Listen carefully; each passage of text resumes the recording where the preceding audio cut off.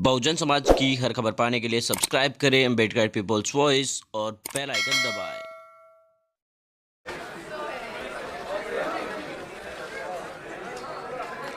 सबसे पहले इस संवाददाता सम्मेलन में आए हुए मैं अपने सभी पत्रकार साथियों का, और मैं देख रहा हूं कि कुछ ऐसे दोस्त भी हैं जगह की कमी के चलते कमरे में आ नहीं पाए हैं लेकिन सुन रहे हैं बाहर खिड़कियों से।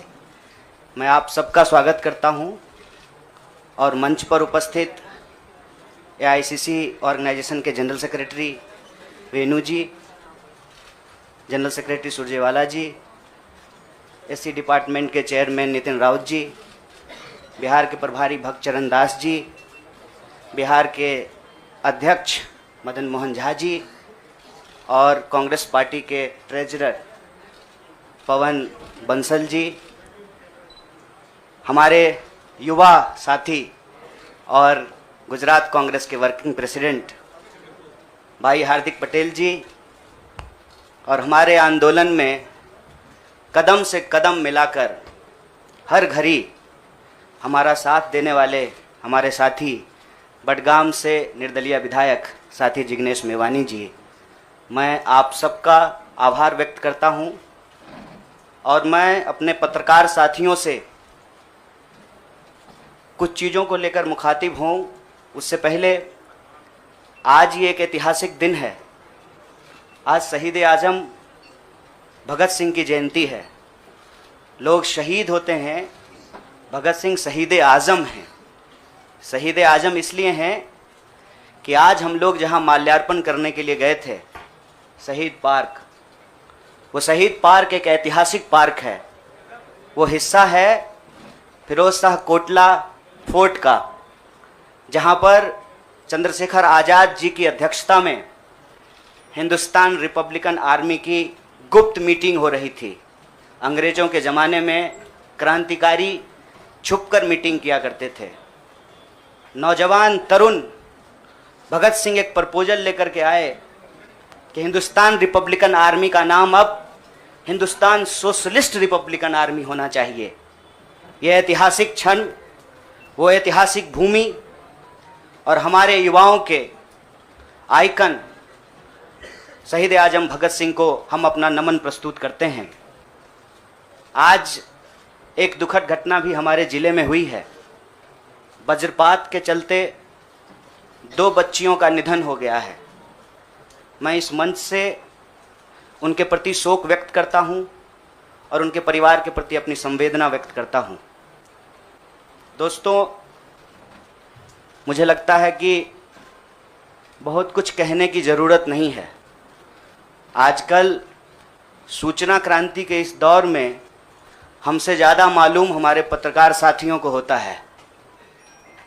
तो बेहतर ये होगा कि आप सवाल पूछें, मैं आपका जवाब दूं। लेकिन आप सवाल कहाँ से पूछेंगे और आपके मन में कौन से सवाल चल रहे हैं, इसका थोड़ा सा अंदेशा है, मुझे थोड़ा अंदाज़ा भी है। सबसे पहले मैं आपको बधाई देना चाहता हूं कि आपने पत्रकारिता की उस मिसाल को जिंदा रखा है कि कम से कम विपक्ष से तो सवाल करते हैं ना, ताकि इस देश को याद रहे कि पत्रकारों का काम है सवाल पूछना।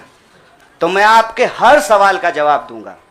जितना सवाल आप पूछना चाहते हैं पूछिएगा, बारी बारी से पूछिएगा, सारे सवालों का जवाब दूंगा। बस एक सवाल का जवाब जो मुझे लगता है कि आप सबके मन में होगा कि आप कांग्रेस पार्टी क्यों ज्वाइन किए हैं, उस सवाल का जवाब दे करके मैं हमारे जो अध्यक्ष हैं उनकी तरफ मुखातिब होऊंगा, माइक उनको समर्पित करूंगा। मैं कांग्रेस पार्टी इसलिए ज्वाइन कर रहा हूं कि मुझे यह महसूस होता है कि इस देश में कुछ लोग, वो सिर्फ लोग नहीं हैं, वो एक सोच है। वो इस देश की सत्ता पे ना सिर्फ काबिज हुए हैं, इस देश की चिंतन परंपरा, संस्कृति, इसका मूल्य, इसका इतिहास, इसका वर्तमान और इसका भविष्य खराब करने की कोशिश कर रहे हैं।